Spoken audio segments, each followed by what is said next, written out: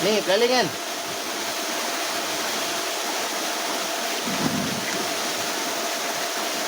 Ambil daripada ekor. Ni daripada ekor.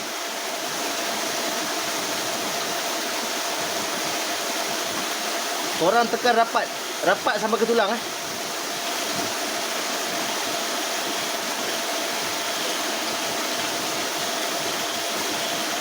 Ngam sampai dekat kepala.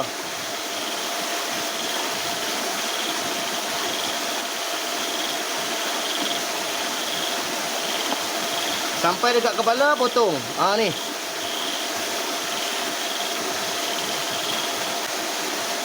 Okey, ada cangkuk. Nampak? Satu kali bagi lepas. Dua kali bagi lepas.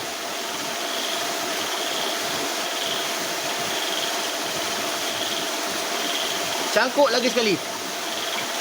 3 kali. Okey. Nampak? 1, balas 2, balas 3. Mesin apa tu? Kita guna Gtech. Gtech Dual Power. Gtech Dual Power, road kita pakai 0. 817 LB. Belanak ke udang ikan potong? Kita pakai pelaling potong.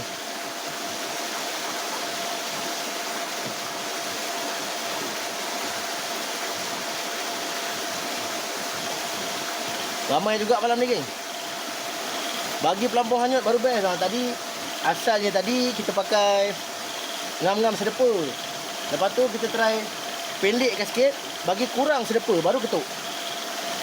Maknanya untuk korang main dekat GP Templar ni, pelampung tak payah panjang sangat. Dia kurang daripada sedepa, ngam.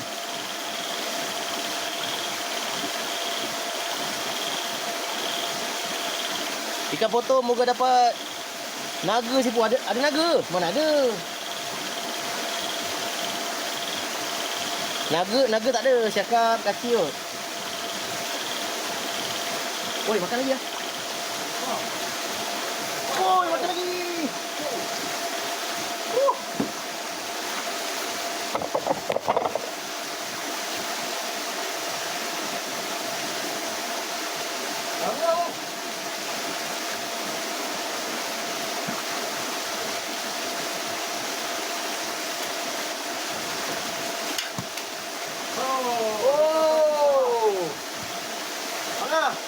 Ikan potong sila.